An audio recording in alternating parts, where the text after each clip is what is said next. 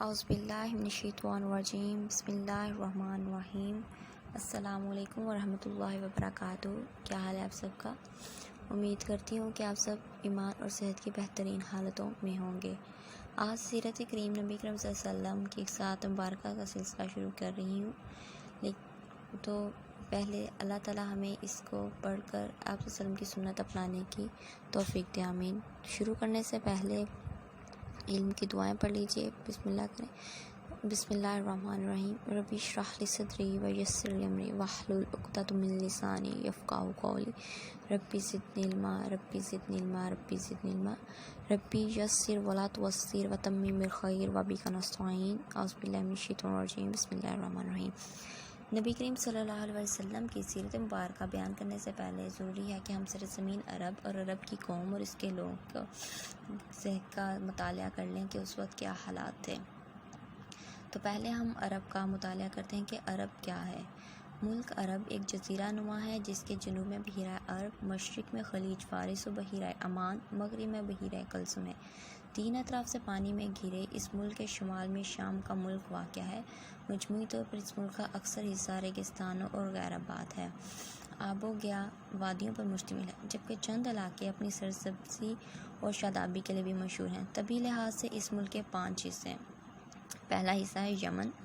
یمن جزیرہ عرب کا سب سے زرخیز علاقہ رہا ہے، جس کو پرامن ہونے کی وجہ سے یہ نام دیا گیا۔ آب و ہوا معتدل ہے اور اس کے پہاڑوں کے درمیان وسیع و شاداب وادیاں ہیں جہاں پھل سبزیاں بکثرت پیدا ہوتے ہیں۔ قوم سبا کا مسکن عرب کا یہی علاقہ تھا، جس نے آبائشی کے لیے بہت سے بند بنائے، جن میں مارب نام کا مشہور بند بھی تھا۔ اس قوم کی نافرمانی کی وجہ سے جب ان پر عذاب آیا تو یہی بند ٹوٹ گیا اور ایک عظیم سیلاب آیا، جس کی وجہ سے قوم سبا عرب کے طول و عرض میں منتشر ہو گئی۔ دوسرا ہے حجاز۔ یمن کے شمال میں حجاز کا علاقہ واقع ہے۔ حجاز ملک عرب کا وہ حصہ ہے جسے اللہ نے نور ہدایت کی شمع فروزاں کرنے کے لیے منتخب کیا۔ اس خطے کا مرکزی شہر مکہ مکرمہ ہے، جو بے آب و گیا وادیوں اور پہاڑوں پر مشتمل ایک ریگستانی علاقہ ہے، اور یہی مکہ شہر جہاں ہمارے نبی صلی اللہ علیہ وسلم پیدا ہوئے۔ حجاز کا دوسرا ہم شہر یثرب ہے، جو مدینہ بعد میں کہلایا گیا، اور یہی وہ یثرب ہے جہاں پہ نبی صلی اللہ علیہ وسلم ہجرت کر کے گئے، 2 مبارک شہر۔ بسم اللہ الرحمن الرحیم۔ جبکہ مکہ کے مشرق میں طائف کا شہر ہے، جو اپنے سرسبز اور لہلہاتے کھیتوں اور سایہ دان نخلستان اور مختلف پھلوں کی کثرت کی وجہ سے عرب کے ریگستان میں جنت عرضی کی مثل ہے۔ حجاز میں بدر، احد، بئر معونہ، حدیبیہ اور خیبر کی وادیاں بھی قابل ذکر ہیں۔ اس کے بعد ہے نجد کا حصہ۔ ملک عرب کا ایک اہم حصہ نجد ہے، جو حجاز کے مشرق میں ہے اور جہاں آج کل سعودی عرب کا دارالحکومت الریاض واقع ہے، یعنی جو بھی پریزنٹ سعودی عرب ہے ہمارا۔ حضر موت، یہ یمن کے مشرق میں ساحلی علاقہ ہے۔ بظاہر ویران علاقہ ہے۔ پرانے زمانے میں یہاں ظفار اور شیبان نامی 2 شہر تھے۔ مشرقی ساحلی علاقے یعنی عرب امارات، ان میں عمان، الحصار اور بحرین کے علاقے شامل ہیں۔ یہاں سے پرانے زمانے میں سمندر سے موتی نکالے جاتے تھے، جبکہ آج کل یہ علاقہ تیل کی دولت سے مالا مال ہے۔ اس کے بعد آتی ہے وادی سینا۔ حجاز کے شمال مشرق میں خلیج سویز اور خلیج ایلا کے درمیان وادی سینا کا علاقہ ہے، جہاں قوم موسیٰ علیہ السلام 40 سال تک صحرا نوردی کرتی رہی۔ طور سینا بھی یہی واقع ہے جہاں حضرت موسیٰ علیہ السلام کو تورات کی تختیاں دی گئیں۔ اب یہ تو تھا پہلا عرب۔ آج کل جو ہے عرب کیا ہے؟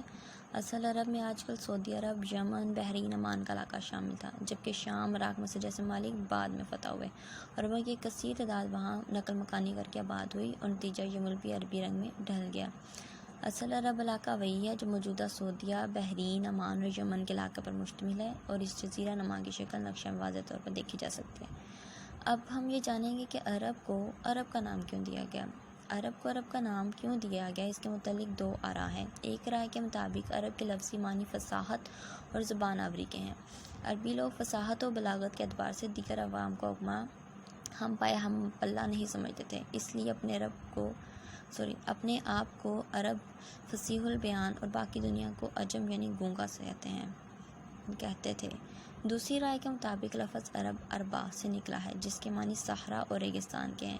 چونکہ اس ملک میں بیشتر حصہ دشت و صحرا پر مشتمل ہے، اس لیے سارے ملک کو عرب کہا جانے لگا۔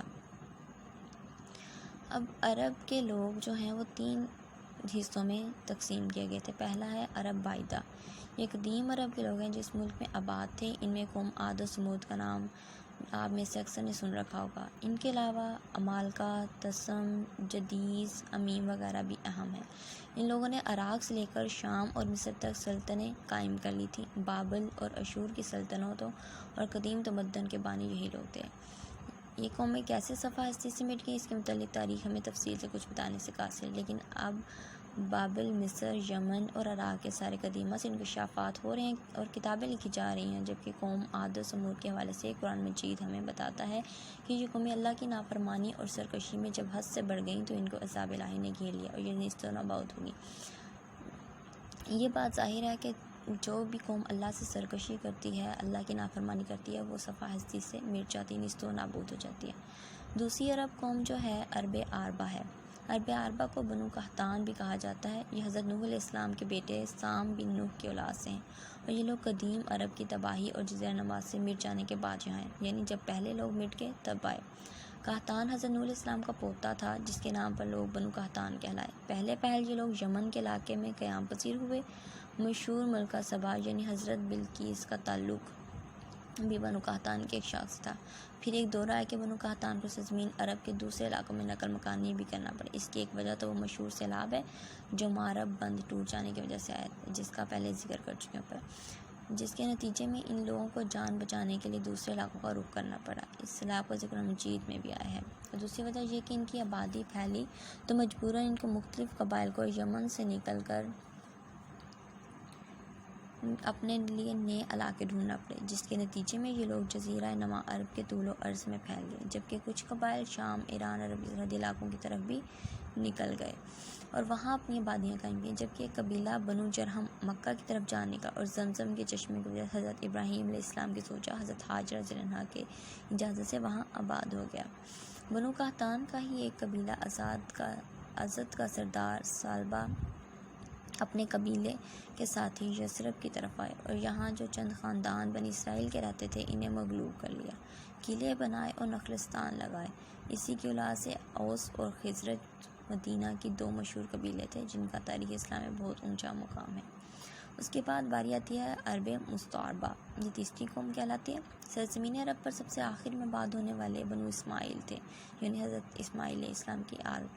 انہی کو عرب مستعربہ بھی کہا جاتا ہے۔ حضرت ابراہیم علیہ السلام نے اللہ کے حکم پر اپنی زوجہ حضرت ہاجرہ اور شیخوار بیٹے حضرت اسماعیل علیہ السلام کو مکہ کی آب و گیا وادی میں لا بسائے اور خود واپس چلے گئے۔ یاد رہے کہ اس وقت نہ مکہ کی آبادی تھی اور نہ ہی خانہ کعبہ کا وجود۔ خانہ کعبہ ویسے تو حضرت آدم علیہ السلام کے وقت میں تعمیر ہوا تھا، مگر خانوادہ ابراہیم علیہ السلام کی ہجرت کے وقت وہ تعمیر معدوم ہو چکی تھی، اور بعد میں جب حضرت مسیح علیہ السلام کی عمر 15 سال کی تھی تو حضرت ابراہیم علیہ السلام مکہ تشریف لائے تھے، اور ان دونوں باپ بیٹے نے مل کر اللہ کے حکم پر حضرت جبرائیل علیہ السلام کی رہنمائی اور نگرانی میں خانہ کعبہ کو انہی بنیادوں پر ازسر نو تعمیر کیا جن میں کبھی حضرت آدم علیہ السلام نے بنایا تھا۔ جب شدت گرمی اور پیاس سے حضرت اسماعیل علیہ السلام کی حالت خراب ہونا شروع ہوئی تو حضرت ہاجرہ ایک عظیم ماں کی وہ بے قرار دوڑنا شروع، جو آج بھی حج کا ایک لازم حصہ ہے، صفا اور مروہ کے درمیان چکر لگانا۔ اب پانی کی تلاش میں کبھی صفا پہاڑی پر چڑھ کر دور دور تک دیکھتی ہیں کہ شاید کہیں پانی نظر آ جائے، کبھی صفا کی مخالف سمت میں مروہ پہاڑی پر چڑھ کر دیکھتی، مگر وہاں پانی ہوتا تو نظر آتا۔ آج دوران جب حضرت اسماعیل علیہ السلام کے رونے کی آواز ماں کے کانوں میں پڑتی تو بے قرار ہو کر ان کے پاس دوڑی جاتی، اور جب ان کو پیاس سے جان بلب اور روتا بھی لگتا دیکھتی تو پھر دیوانہ وار پانی کی تلاش میں کرتی۔ اللہ اکبر! اس سلسلہ میں کیا دیکھتی ہیں کہ جہاں ننھے اسماعیل علیہ السلام اپنی ایڑیاں رگڑے تھے وہاں سے پانی کسی چشمہ کی صورت ابھر رہا ہے۔ بھاگ کر بیٹے کے پاس پہنچے، اللہ کا شکر ادا کرتے ہوئے بیٹے کو پانی پلایا، خود بھی پیا، پھر اس چشمے کے ارد گرد تالاب کی صورت میں مٹی کی منڈیر بنا دی، لیکن جب پانی مسلسل بڑھتے تالاب کے کنارے سے پانی نکلنے لگا تو وہ اختیار کے منہ سے نکلا زم، یعنی ٹھہر جا کہ یہ فرماتے پانی یکدم رک گیا۔ یہاں آپ سے زمزم کے کنویں کے متعلق ایک معجزاتی بات شیئر کرنا چاہوں گی۔ موجودہ دور میں اس کنویں میں بڑی موٹریں لگا کر پانی نکالا جاتا ہے۔ کنویں میں پانی کا لیول خانہ کعبہ کی بنیادوں سے ہمیشہ 6 فٹ نیچے رہتا ہے۔ کنویں سے 24 گھنٹے لگاتار پانی نکالا جاتا ہے، جس کی مقدار ملینز گیلنز میں ہوتی ہے۔ اب اندازہ لگا لیں کہ کس قدر بڑا کنواں ہے یہ ماشاءاللہ۔ اب دو بہت ہی عجیب باتیں ظہور پذیر ہوتی ہیں۔ ایک تو یہ کہ 24 گھنٹے مسلسل پانی نکالنے کی وجہ سے کنویں کا جو لیول کم ہوتا ہے وہ بہت تیزی سے محض 11 منٹوں میں اپنی اصل جگہ پر واپس آ جاتا ہے۔ اس سے بھی زیادہ حیران کن بات یہ ہے کہ اتنی تیزی سے اوپر چڑھنے والا پانی یہ ہمیشہ ہی اپنے لیول یعنی خانہ کعبہ کی بنیادوں سے 6 فٹ نیچے پہنچ کر خود بخود رک جاتا ہے۔ یہ اللہ تعالیٰ کے معجزات میں سے ہیں۔ یہ اوپر کیوں نہیں چڑھتا؟ یہ سوال آتا ہے، تو اوپر کیوں نہیں چڑھتا دیکھتے ہیں۔ اور اگر پانی خود بخود نہ رک جائے تو تب غور کریں کہ اگر 24 گھنٹے نکالا جانے والا پانی صرف 11 منٹوں میں پورا ہو جاتا ہے اور یہ پانی نہ رکے اور اوپر چڑھ کر باہر بہنا شروع کر دے تو تب کیا صورت پیدا ہوگی؟ یقیناً یہ حضرت حاجرہ کی مبارک فرمان یعنی زمزم ٹھہر جا کی برکت ہے کہ یہ اپنی حدود سے زیادہ تجاوز نہیں کرتا۔ جب اس سے نکال لیا جائے بس اپنے ہی حدود تک آ کر خود بخود رک جاتا ہے جہاں کبھی اسے حضرت حاجرہ نے روکا تھا۔ اب واپس آتے ہیں بنو قحطان کے قبیلے کی طرف۔ اوپر بنو قحطان کے قبیلے جرہم کا ذکر کیا گیا۔ سرزمین عرب کیونکہ زیادہ تر صحرا اور لقودق پہاڑی علاقہ پر مشتمل ہے اور پانی بہت نایاب ہے، تو کسی جگہ آبادی کے لیے بہت ضروری ہے کہ وہاں پانی میسر ہو۔ قبیلہ جرہم جب اپنے علاقے یمن سے نئے وطن کی تلاش میں نکلا تو دوران سفر جب مکہ کی وادی میں پہنچا تو وہاں ان کو زمزم کا چشمہ نظر آیا۔ اس کی وجہ سے ٹھہرنا انہیں مناسب لگا، کیونکہ چشمہ کی مالک حضرت حاجرہ تھی تو انہوں نے ہی بی بی حاجرہ کی اجازت سے چشمے کے ساتھ میں ڈیرے ڈالے اور آباد ہو گئے۔ یوں حضرت حاجرہ اور حضرت اسماعیل علیہ السلام کو ایک مضبوط عربی قبیلے کا ساتھ میسر آیا۔ بعد ازاں اسی قبیلے کے سردار کی بیٹی کے ساتھ حضرت اسماعیل علیہ السلام کی شادی ہوئی، جبکہ خانہ کعبہ بھی اثر نو تعمیر ہوا۔ یوں مکہ بھی آب و گیا وادی سے ایک آباد شہر کا روپ اختیار کر گیا۔ یہ ساری باتیں جو ہیں یہ سیرت نبی مولانا شبلی نعمانی، سیرت مصطفیٰ مولانا محمد ادریس کاندھلوی، الحکم مختوم اردو مولانا صفی الرحمن بارکوی، تاریخ ابن کثیر سے لی گئی ہے۔ یہ تھی ہماری قسط نمبر 1 اور باقی ہم انشاءاللہ اگلی قسط میں شیئر کریں گے۔ آپ بھی پڑھیں، دوسروں کو بھی پڑھنے کی توفیق دے اور اس پر عمل کرنے کی بھی اللہ ہمیں توفیق دے۔ جو ہم نے پڑھا سیکھا اللہ ہمیں اس پر عمل کرنے کی توفیق دے۔ السلام علیکم ورحمۃ اللہ وبرکاتہ۔